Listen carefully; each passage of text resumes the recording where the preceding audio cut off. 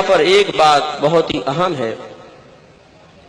کہ یہ وہ مبارک رات ہے جس میں یقیناً کثیر لوگ جہنم کی آگ سے آزادی حاصل کرنے میں کامیاب ہوں گے،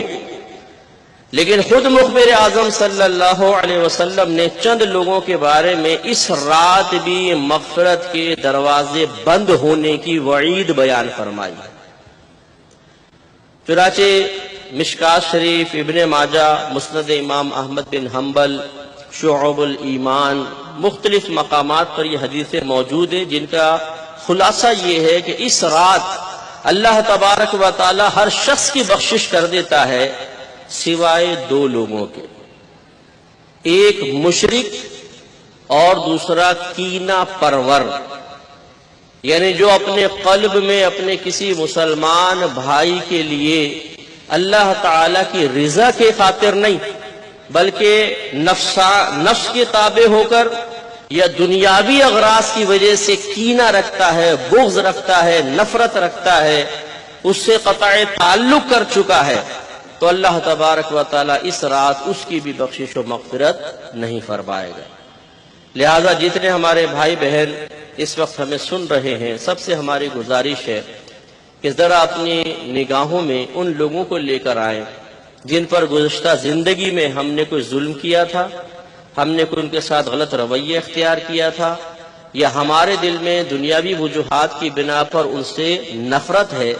تو توبہ کے اقدام سے پہلے ان کو راضی کرنے کی کوشش کریں، ان سے معافی طلب کر لیں، اور پھر خصوصی طور پر اللہ تبارک و تعالی کی طرف متوجہ ہو جائے۔ ان قریب غروب آفتاب ہونے والا ہے، غروب آفتاب سے لے کر طلوع فجر تک معاذ اللہ کو ایسا نہ ہو کہ اپنی بدبختی کو آواز دیتے ہوئے ہم پٹاخے پھوڑ رہے ہوں اور روڈ پہ آوارہ گردیاں کر رہے ہوں، بلکہ یہ رات حقیقتاً اللہ تبارک و تعالی کی بارگاہ سے کچھ پانے کی رات ہے، اور اس پانے کے لیے یقیناً جہاں پر کچھ تقسیم ہو رہا ہے وہاں پر آنا بھی ضروری ہے۔ اس لیے ایسے مقامات کو اس رات میں تلاش ضرور کریں،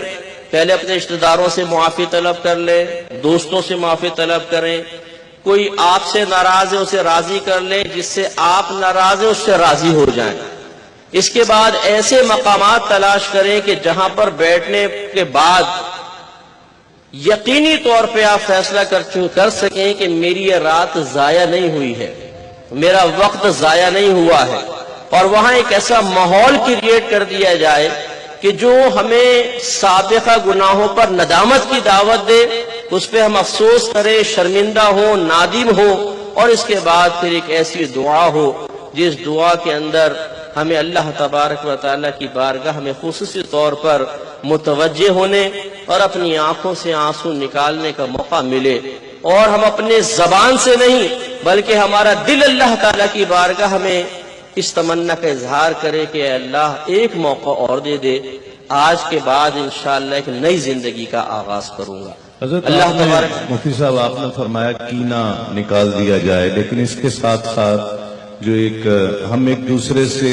ایک روح کے ساتھ معافی مانگیں، لیکن جو ایک ریڈی میڈ میسیجز کا سلسلہ شروع ہو جاتا ہے اس طرف بھی کچھ روشنی ڈالیے۔ جی ہاں، بہت اچھی نشاندہی ہے، اور کل کے میں نے لائیو پروگرام میں بھی یہ عرض کیا تھا کہ ہم بعض چیزوں کی روح اور حقیقت تک پہنچنے کی کوشش نہیں کرتے ہیں، اسے ایک رسم بنا لیتے ہیں۔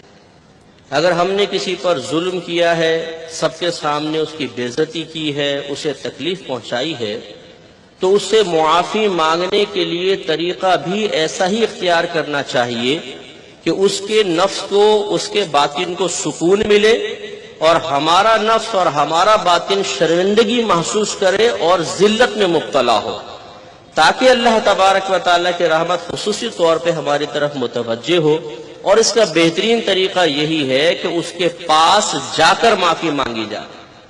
ہاں اگر وہ یہاں نہیں ہے، مثال کے طور پر باہر کے ملک میں ہے، تو پھر ٹھیک ہے، کال کے ذریعے، میل کے ذریعے، یا لائیو چیٹ وغیرہ کے ذریعے، ویڈیو چیٹ کے ذریعے آدمی اس کو سامنے لے اور پھر معافی طلب کرے۔ ہم نے یہ جو ایک کھیل سا بنا لیا ہے کہ ایک آدمی پہ ظلم کیا ہے، اس کی زوال عزت کا سبب بنے ہیں، اس کی عزت سب کے سامنے اتار کے بیچارے کے ہاتھ پہ رکھ دی ہے، اور اس کے بعد جب معافی مانگنے کی باری آئی تو صرف ایک بنا بنایا میسج آگے فارورڈ کر دیا ہے کہ جی معاف کر دیجئے گا، یہ بڑی رات ہے، مجھ سے کوئی گناہ ہو گیا ہو، خطا ہو گئی ہو تو میں معافی چاہتا ہوں۔ تو اس طرح ہمارا نفس کبھی بھی ذلت میں مبتلا نہیں ہوگا، وہ ذلت محسوس نہیں کرے گا، جو یقیناً مطلوب شرع ہے، تاکہ سامنے والے کے قلب کو سکون ملے۔ تو اللہ تبارک و تعالیٰ سے دعا ہے کہ رب کریم ہمیں رسمی طور پر نہیں بلکہ حقیقی طور پر اور روحانی طور پر معافی طلب کرنے کی توفیق عطا فرمائے، لوگوں سے بھی اپنے رب سے بھی۔